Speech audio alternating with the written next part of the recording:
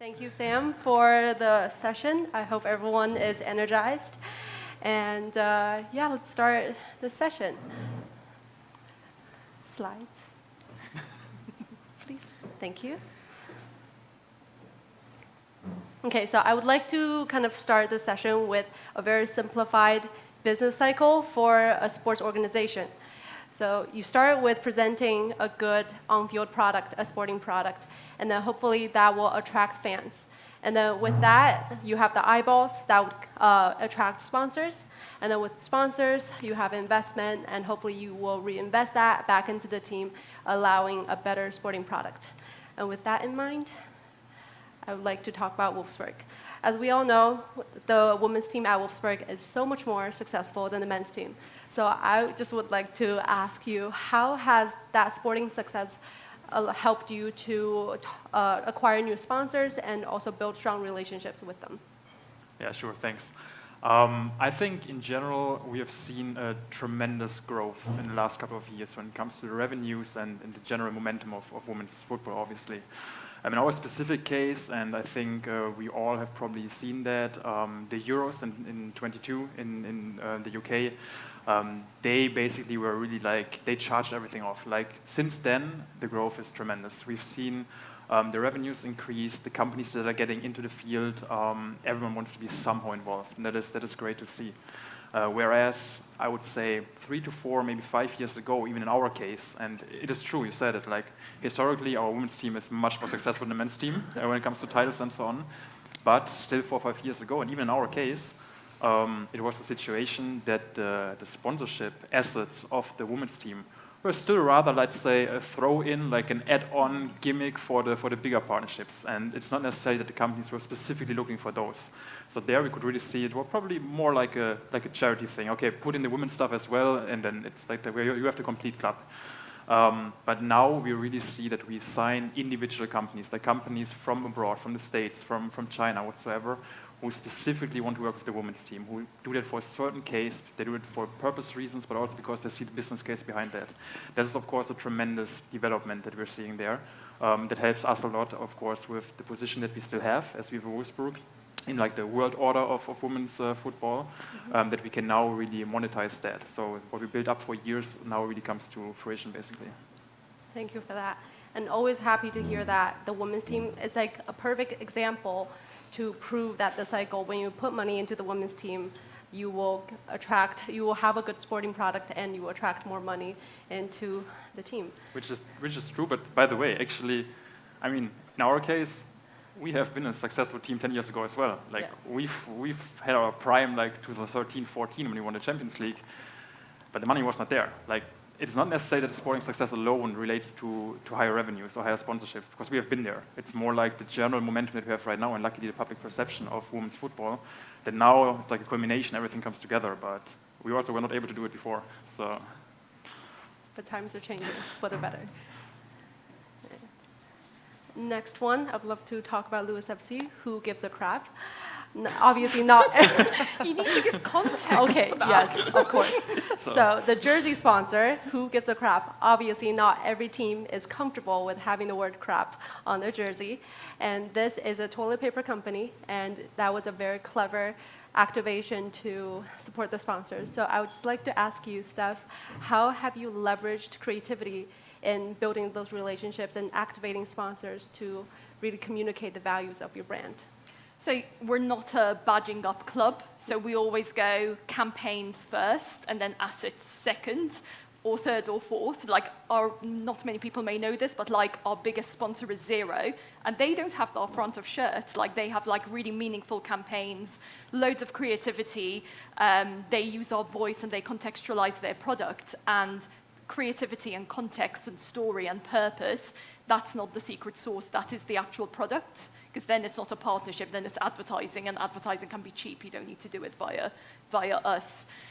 So if I just look at that picture, there's so much happening there. It literally makes me tired looking at that, because there's just so many layers of things we were selling, things we're saying. We're telling a local story, a global story. The shirt was designed by Who Gives a Crap as well, so we gave them our away shirt to design. 4 weeks before going into production, guys, like before our launch, actually. So it's, yeah, so creativity is at the heart of literally everything we do, and women's football can be so much fun and joyful if we want it to be, and that's where we're monetizing, right? Like, so that's, yeah, that's the product. I love it. And when you're being more creative, you can be more authentic. That word has been used many times today. And I think that is true too. You can better communicate with your audience when you're being authentic. Yeah, absolutely. Yes. And next one, moving on to the Strong Her project. This is something kind of like a follow-up from last year's session. And whenever we think about social responsibility projects, we think we're just throwing money away, or it's like just a charity thing that we do. But in this case, I would love to know more, how has the social responsibility project helped you generate revenue for the women's team? Yeah, well, so first, for all the people that don't know what's Strong Her, so Strong Her is a program that we develop in the club, which is a program focused on girls from disadvantaged communities or with low resources. In this case, we have Strong Her in Chattanooga first. That in Chattanooga, the community comes from a migrant background. So, of course, for them, the resources are limited, the conditions are limited, and therefore, they are in disadvantage in the society. So what we do with Strong Her is that we offer football sessions, but football is just a vehicle to get more things. So it has also a mentoring part and an educational part, and we achieve these things with the help of our sponsors, but also working with the NGO, locals NGO, and yeah, so that's in Chattanooga. It has been running for 2 years. In Mexico, it has been running for 1 year. Well, now we are starting the second. And in Mexico, the context is a little bit different. They are also with limited resources, but for example, in Mexico, they are not a migrant community. In Mexico, we have a Strong Her in a very, very tiny villa close to the Popocatépetl volcano. So they are very isolated communities. So the necessities are different. They have lack of water, lack of resources. They don't always have enough time to study because they have to go and harvest like at 5 a.m. in the morning or 6 a.m. in the morning. So you have to also be aware of the context whenever you want to make a social program like this. So therefore, one of the main parts for doing this kind of programs is having a NGO, a local NGO that knows the local problems, the local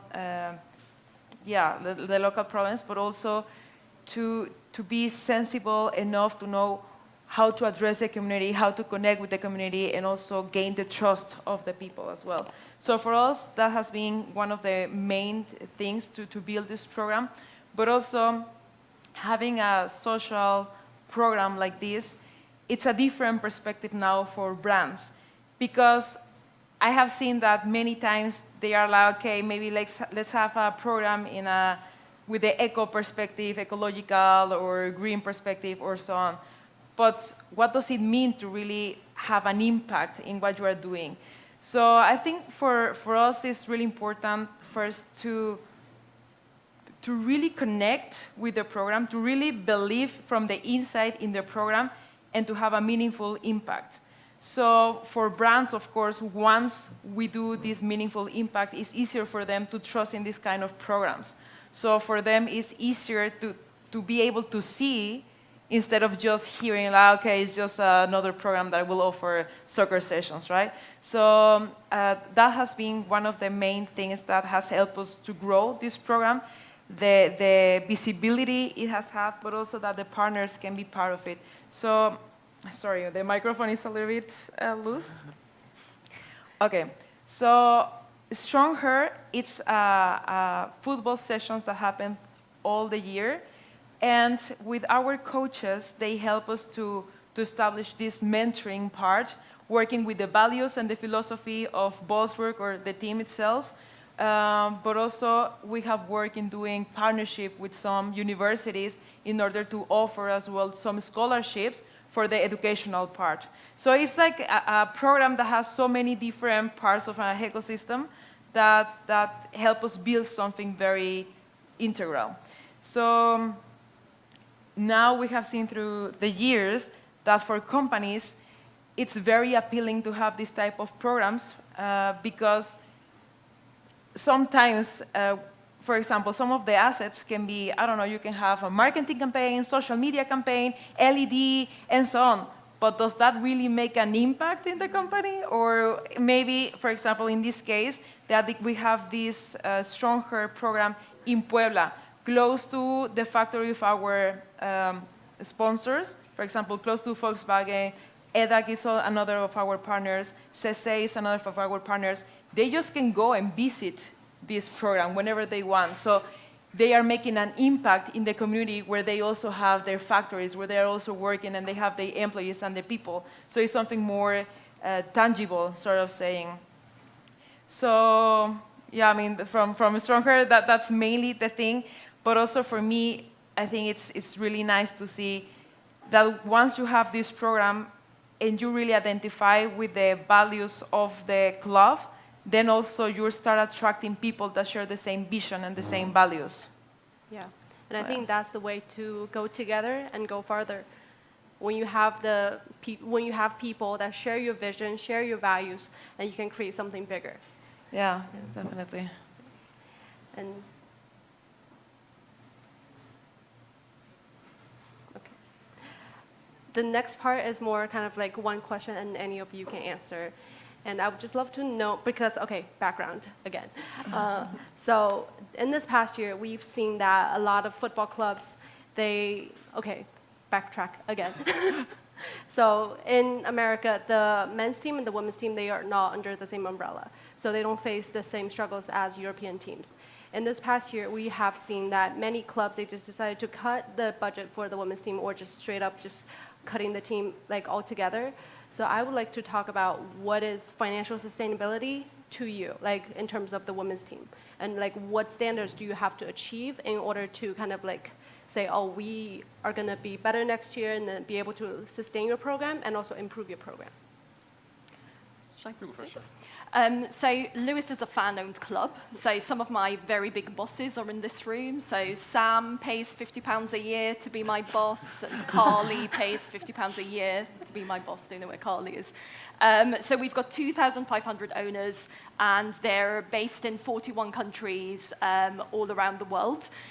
This means that at the moment, we're not investor-led, so we don't have like a stream of money that comes in when we need it, or when we're desperate, or when we're not hand-to-mouth. So it means people like me have to work pound for pound for every single thing that we are doing. So we've done really well on sponsorships. We're so grateful, using the exact same methods as you guys, just like being aligned and having a purpose, and having people who can not only advertise with you, but can also grow your product and endorse you and champion you. So that's a really important revenue stream as well. Mm-hmm. But in the space of being authentic, it is really hard. I think it's super hard.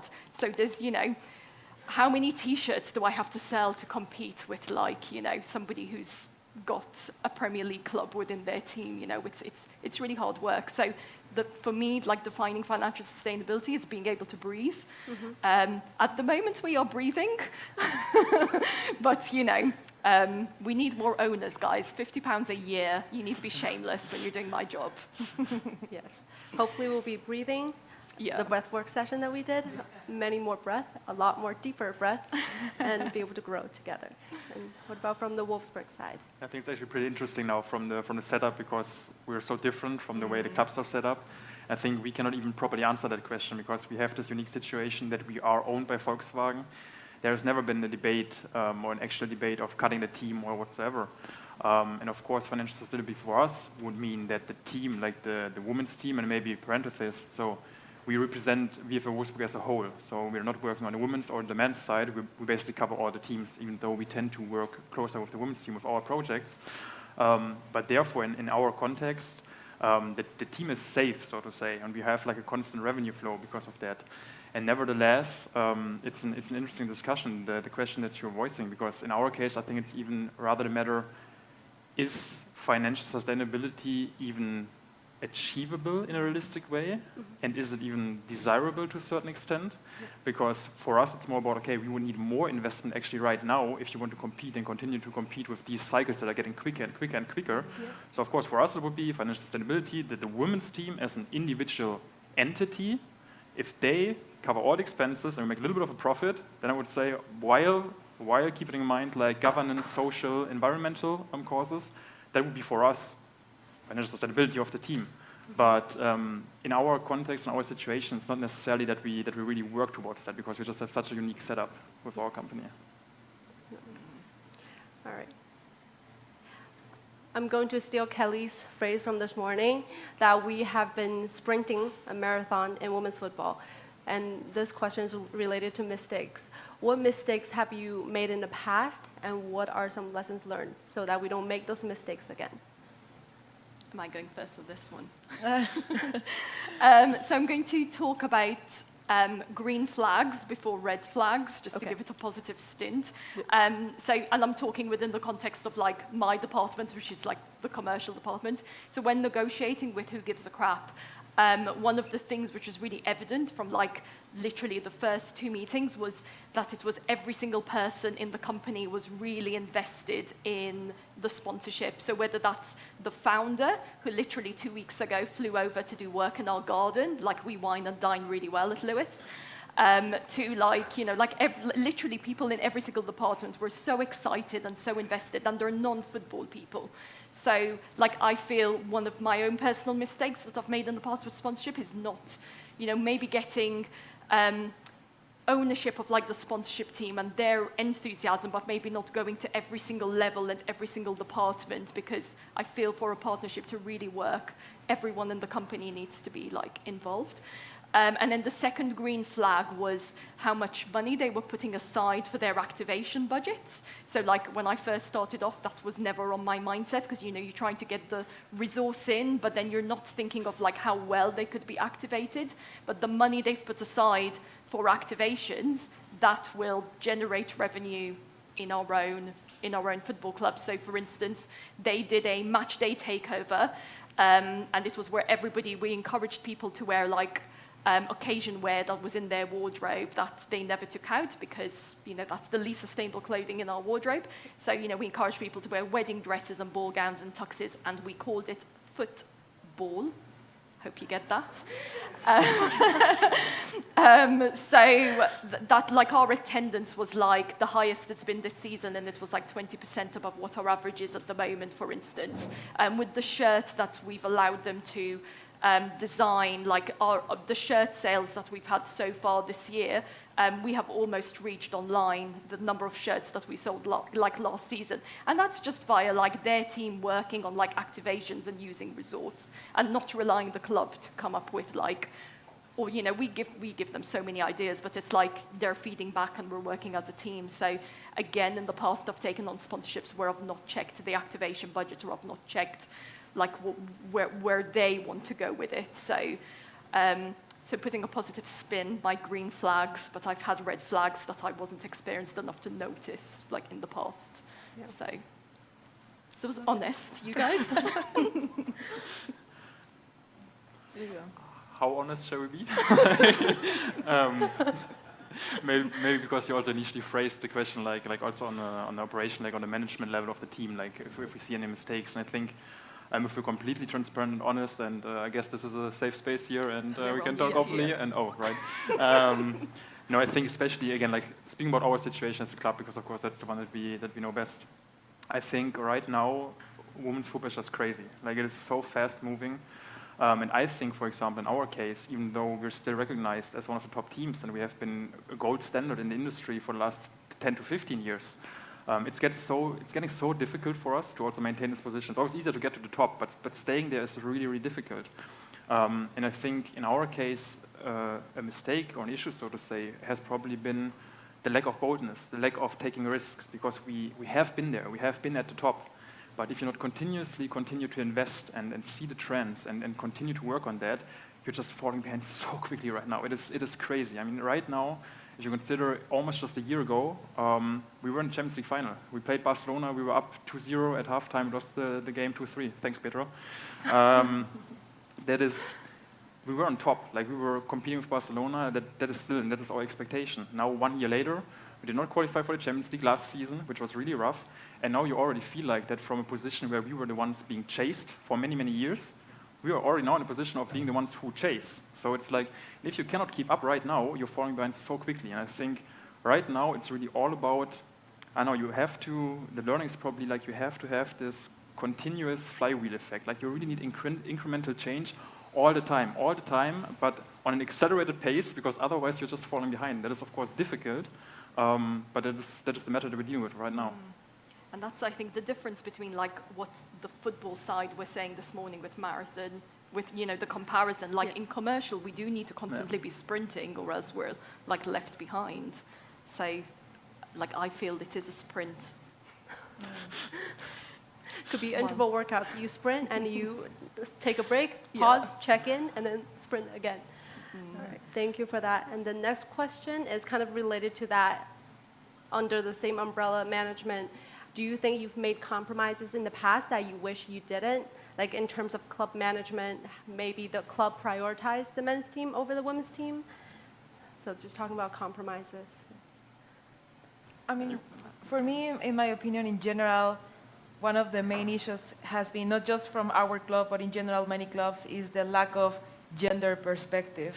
So it's always very mainly focused and that they have to win and all the sponsors go to them and all the money and the resources and the attention and so on. And the women football is like, okay, so the leftovers, you can take them, no? So for me, that's a main issue, that the attention is still not there, the resources are still not there, but also that's what makes us compromise, that sometimes even us in our positions, we have to dedicate most of our time in doing things for the male team rather than for the women's team. So that has been a challenge as well, but also for me personally as well, something that is very important or that I have been thinking recently is that for the female environment or the female team, it's not just the players, what it takes to make it grow, or the people in leadership positions, but also all the women behind that structure, all the women that are in media, all the women that are a part of the sponsorship, all the women that are in marketing, sales, whatever. So we also have to take over a little bit more those positions in order to make it grow together and to receive more attention. Yes, more women in sports. And from our conversation previously, what I really respect about Lewis is that not only are you known as Equality FC, you really take that into your daily operations.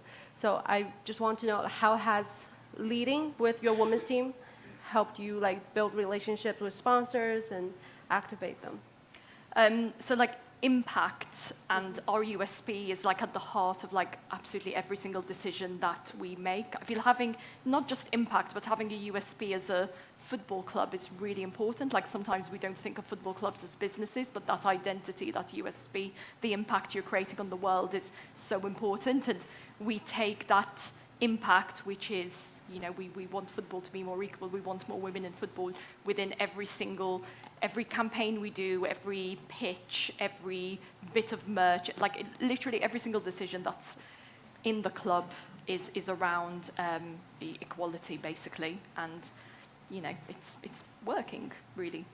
Love it, definitely. So I always like to end my sessions or presentations, whatever, with best practice or key takeaways. Can each one of you share your best practice that has helped you in this business, in this industry, and or just key takeaways for the audience? Okay, maybe we can do, each its own best practice. But for me, what I have realized that it works pretty well is the people you are working with. Like your network, your connections are essential to make it possible. So internally, but also externally with for example, us that we belong to the international sales department or we do sponsors. So the people that we are making the partnership with, those people are also very essential to really make programs like Stronger work. So because otherwise it's like rowing in a boat on everyone on the same side. So you need to compensate and to have different perspectives that integrate a wholesome in order to be able to go in one direction altogether and not be going around in circles. So for me, the connections, the people, and also that all that people have the same vision, goals, and values, that has been one of the best things that I have had. Yeah. I can probably relate to that, to what you said just now, but also what you said earlier regarding our Stronger project, which is for me a best case in this situation, because I think with all the things that we also discussed before, the issues in the sport, also like the always quicker getting circles and cycles, like it is so fast moving, and success is not guaranteed anymore. Everyone is leveling up, like, which is great because the sport is growing, but there's way more competition.